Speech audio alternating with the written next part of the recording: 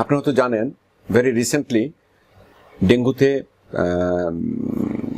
অনেক রোগী মারা যাচ্ছে বিভিন্ন হসপিটালে, এবং কি কারণে মারা যাচ্ছে আমি এই প্রসঙ্গে জাস্ট দু একটা কথা আপনাদের সাথে শেয়ার করতে চাচ্ছি। মূলত এই যে ডেঙ্গুর যে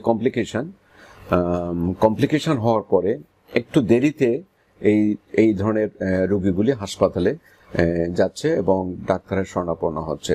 কিন্তু ওই একই রোগী যদি 2 দিন বা 5 দিন আগে যদি যেত তাহলে কিন্তু এই কমপ্লিকেশনগুলি হতো না।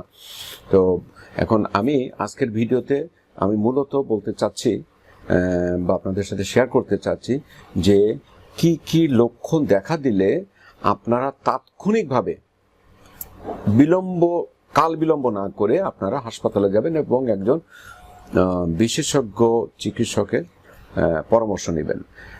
এগুলিকে বলা হয়, এই যে সাইন, এগুলিকে বলা হয় warning sign. WHO world health organisation এখন এই যে ওয়ার্নিং সাইন সম্পর্কে ক্লিয়ার কাট আমাদেরকে একটা গাইডলাইন দিয়েছে যে কোন কোন সাইন থাকলে আমরা অবশ্যই একজন বিশেষজ্ঞ চিকিৎসকের শরণাপন্ন হব এবং তাৎক্ষণিকভাবে হাসপাতালে যাব। এর ভিতরে 7টা ওয়ার্নিং সাইন। প্রথম যে জিনিসটা সেটা হলো dropping of the body temperature. তার মানে হঠাৎ করে যদি শরীরে টেম্পারেচার যদি কমে যায় 38 ডিগ্রি সেলসিয়াস অথবা 100 ডিগ্রি ফারেনহাইটের যদি কমে যায়, এটা হলো 1 নম্বর। এবং এর সাথে যদি আরো কিছু সাইন আছে বা সিমটম আছে, যেমন সিভিয়ার অ্যাবডোমিনাল পেন, পেটে যদি প্রচন্ড ব্যথা হয়। নাম্বার 2 সেটা হলো ব্লিডিং।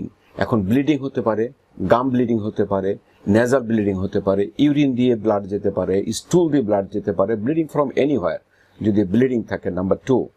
নাম্বার 3 সেটা হলো ব্রেথলেসনেস, মানে শ্বাস প্রশ্বাস নিতে কষ্ট হওয়া। শ্বাস প্রশ্বাস নিতে কষ্ট হওয়া ডেঙ্গু রোগীদের এর কারণটা হলো ফুসফুসে তাদের পানি জমতে পারে, পেটে তাদের পানি জমতে পারে due to plasma leakage.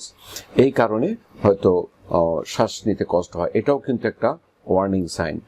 Number 4 সেটা হলো পারসিস্টেন্ট ভমিটিং। যদি বমি যদি হয়, কন্টিনিউয়াস হতে বমি হচ্ছে, এরকম যদি বমি হয় যে নন স্টপ বমি, কিছুক্ষণ পরপর বমি হচ্ছে, এটাও কিন্তু ইট ইজ অলসো একটা ওয়ার্নিং সাইন। তারপরে হলো ড্রাউজিনেস অ্যান্ড ডিজিনেস।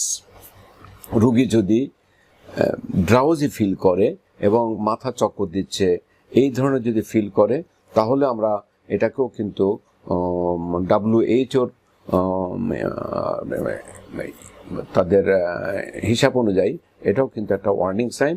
এবং ফাইনালি যেটা বলতে চাচ্ছি সেটা হলো লেথার্জি অ্যান্ড রেস্টলেসনেস। লেথার্জি, রোগী একদম ফেটিক হয়ে গেছে, টায়ার্ড হয়ে গেছে, এক্সস্টেড হয়ে গেছে।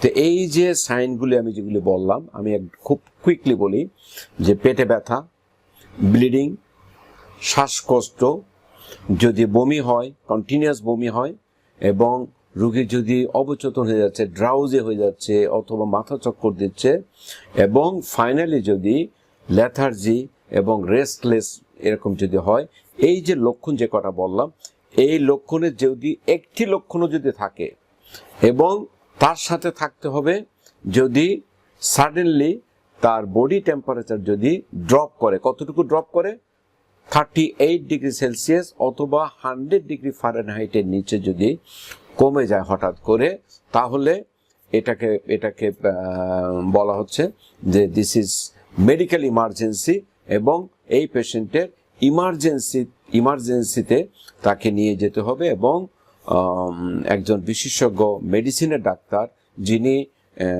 এই ডেঙ্গু রোগীর চিকিৎসা করে থাকেন তার পরামর্শ নিতে হবে। এবং উনি যেভাবে গাইড দেন, উনি ভর্তির ব্যাপারে অবশ্যই গাইড দিতে পারেন, এবং উনি যেভাবে পরামর্শ দিবেন সেই পরামর্শটা আমাদেরকে মেনে চলতে হবে। আপনাদের সবাইকে ধন্যবাদ। Thank you.